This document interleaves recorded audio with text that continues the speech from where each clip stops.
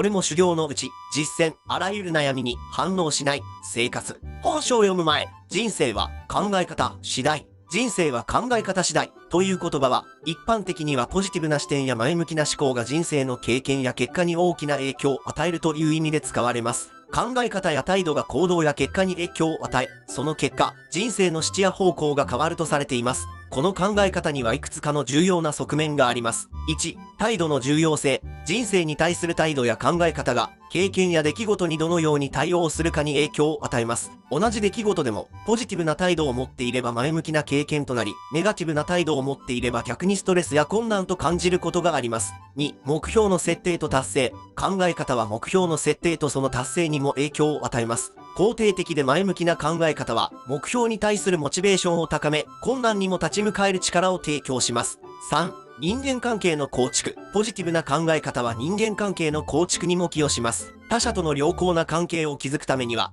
共感力や協力意欲が重要です。4、ストレスの管理。考え方がストレスの感じ方にも影響を与えます。同じ状況でも肯定的な考え方を持つことでストレスを軽減し、心の健康を保つことができます。ただし、これは全ての状況に対して単純な適用ができるわけではありません。人生には様々な要因が影響し、時には環境や外部の要因も考慮する必要があります。それでも、ポジティブな考え方は多くの場面で有益であり、自分の思考や態度を意識的に向上させることで、より良い人生を築く手助けとなります。日本書籍、エンジョイジャパンライフへようこそ。私たちのチャンネルでは、日本の書籍に関する最新情報から、深い洞察までを皆さんにお届けします。豊富な読書体験を通じて、日本文化の魅力を深く探求していきます。ぜひチャンネル登録や enjoyjapanlife.com へのアクセスをお願いします。人生の同伴者、自分の心を知っておく。自分の心を知ることは、心理的な健康と幸福感を向上させる上で非常に重要です。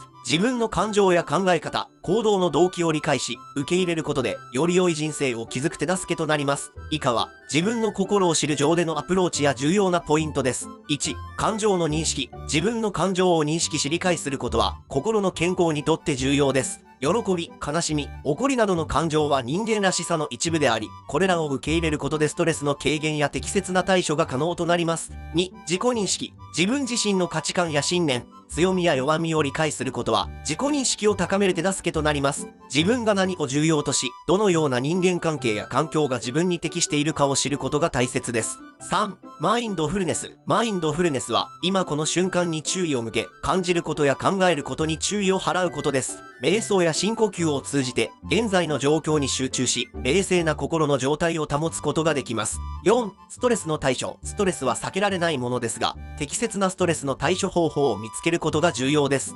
趣味、運動、リラックス法など、自分に合った方法でストレスを管理しましょう。5、目標と意味の追求。自分の人生において追求する目標や意味を見つけることは、やりがいや幸福感を生む要素です。自分が何に興味を持ち、どのような方向に進みたいかを考えることが大切です。自分の心を知ることは、他者とのコミュニケーションや人間関係、仕事や日常生活での意思決定にもプラスの影響を与えます。時間をかけて自分と向き合い、心の声に耳を傾けることで、より充実した人生を築くことができるでしょう。怒りを減らしていく。怒れない心を育てる。怒りを管理し、怒りっぽい心から怒りにくい心へと変えることは、心の健康や人間関係の質を向上させるために重要です。以下は、怒りを減らしていくためのアプローチや具体的な方法です。1、感情の認識と理解。怒りが湧いてくる前に、自分の感情を認識し理解することが大切です。感情が湧き上がったら、その感情に一度意識を向け、なぜ起こっているのかを考えましょう。2、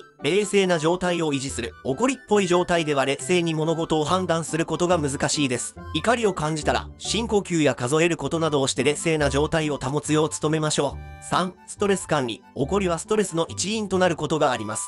定期的な運動やリラックス法を取り入れ、ストレスを積極的に管理することで怒りっぽさを減少させることができます。4、コミュニケーションスキルの向上。怒りっぽい心を和らげるためには、効果的なコミュニケーションスキルが重要です。感情を適切に表現し、他者の意見や感情を理解することが大切です。5、解決策の探求。怒りを感じた時には、解決策を探ることが有益です。問題解決に集中することで、怒りの感情をコントロールしやすくなります。6、ポジティブな視点の育成。毎日の出来事に対してポジティブな視点を持つことで、小さなストレスやイライラも軽減されることがあります。7、専門家の助けを受ける。怒りの感情が激しい場合、専門家の助けを受けることも検討してください。心理療法やカウンセリングは怒りの管理に効果的なアプローチを提供してくれることがあります。怒りを減らし、怒れない心を育てるのはプロセスがかかります。焦らず、少しずつ改善していくことが重要です。自分の感情に対する理解と対処法を模索しながら、怒りに対するポジティブな変化を目指しましょう。自分を知っている。人は孤独に強い。自分を知っている。とは、自分の感情、価値観、強み、弱みなどについて深い理解を持っていることを指します。この自己認識が高まると、孤独に対する強さが生まれることがあります。いかにその理由をいくつか挙げてみましょう。1、内的な充実感。自分を知っている人は、自分が何を求め、どのような人間関係や活動が自分に合っているかを理解しています。これにより、他者の存在がなくても内的な充実感を感じることができます。2、自己肯定感の向上。自分を知ることは、自己肯定感を向上させる一因となります。自分を受け入れ、自分に自信を持っている人は、他者の存在に依存せずとも安心感を得ることができます。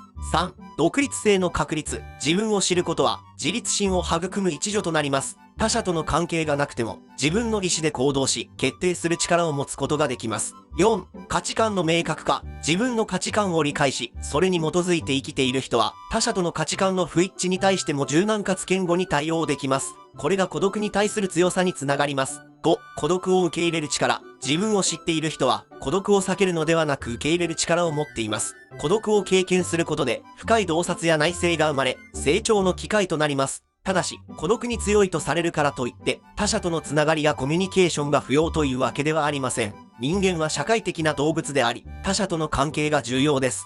自分を知りつつも、健康な人間関係の構築やコミュニケーションも大切にしましょう。バランスを取りながら、自分自身と向き合い、他者と共に生きることが豊かな人生を築く秘訣です。以上です。本に関してご質問をコメント欄にお願いします。では、また次の本に会いましょう。